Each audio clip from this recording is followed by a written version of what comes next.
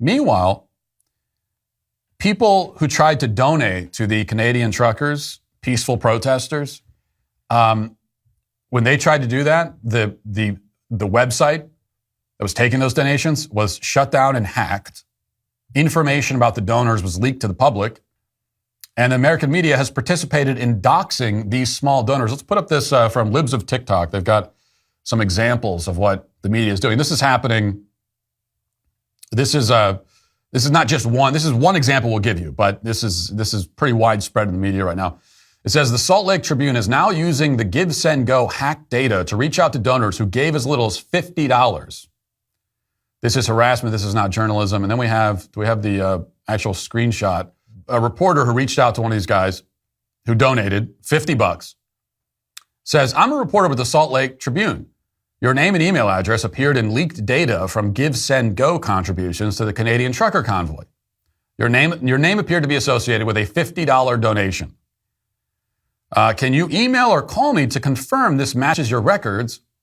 Why did you decide to donate to the campaign?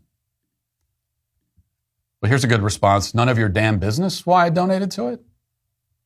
These are just normal people giving $40, $50 to peaceful protesters in Canada, and they're being doxxed by the corporate media. Compare again. Do you think are they going to be chasing down the people who donated to the bail fund for an attempted assassin, a BLM assassin who went in and tried to shoot a Jewish guy? Are we going to get any doxing of those people? Probably not. But what we can do, and I'm glad that this email was put out there with the guys, Brian Scott's the guy's name, apparently, Salt Lake Tribune. So we got his name. I wish that his email address was out there as well. Because I'll tell you, the only way that this stops with the corporate media doxing and harassing regular, law-abiding people who've done nothing wrong whatsoever, the only way it stops is if the journalists who engage in this behavior are doxxed themselves.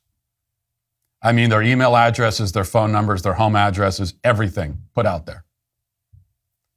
And they would deserve it because this is the environment that they've created, and it's the only way this stops. Not just giving screenshots of emails. That's a good first step. But all their other information too. Because these are parasites.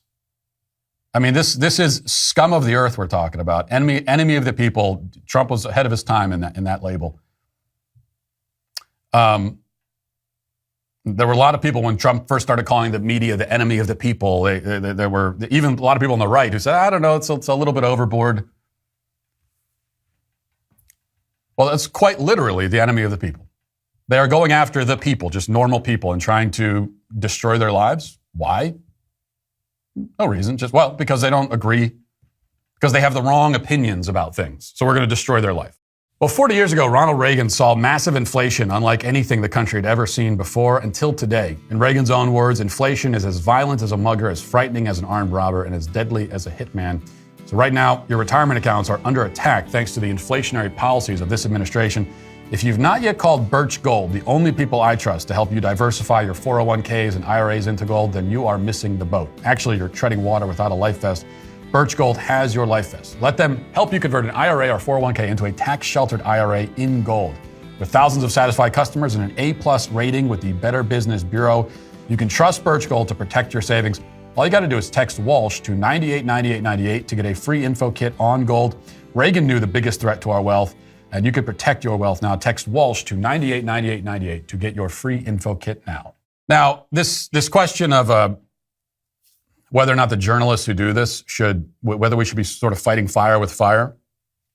You know, there's some on the right who say that's not the right approach. In fact, someone emailed me yesterday.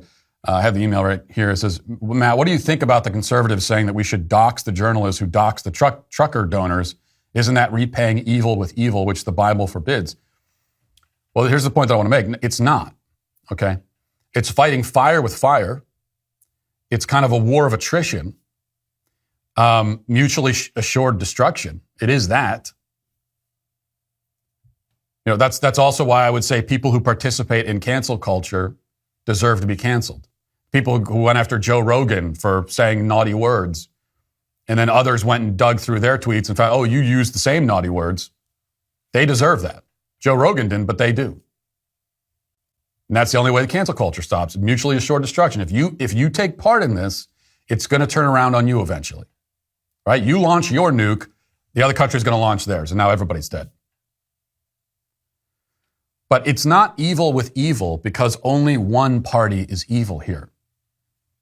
It's not inherently evil to dox someone. It's not like that's an inherently evil act. Now, it is never acceptable to engage in an inherently evil activity, even if you have good intentions, because that's ends justify the means, and that's morally wrong. But doxing someone is not inherently evil. I mean, there's nothing inherently evil about putting someone's information out there necessarily. Is it inherently evil to put a child rapist on a registry? That's certainly a form of doxing. But I think we'd all agree that it's not. So your motive and reason matter. It's evil to dox someone who gives $40 to a crowdfunding campaign for peaceful protesters. That's evil because they've done nothing wrong and they don't deserve that treatment. There's no benefit. There's no good to come of doing this to them. Doxing journalists who behave this way is different because they have done evil, they are evil, and they have to pay for it in order to stop this in the future. It's justice for them, number one. But also it's the only thing that has any hope of putting an end to this whole vicious cycle. Well, I hope you enjoyed that clip from the Matt Walsh Show. If you did, go ahead and hit that subscribe button right down there so you can stay up to date on all of our future content.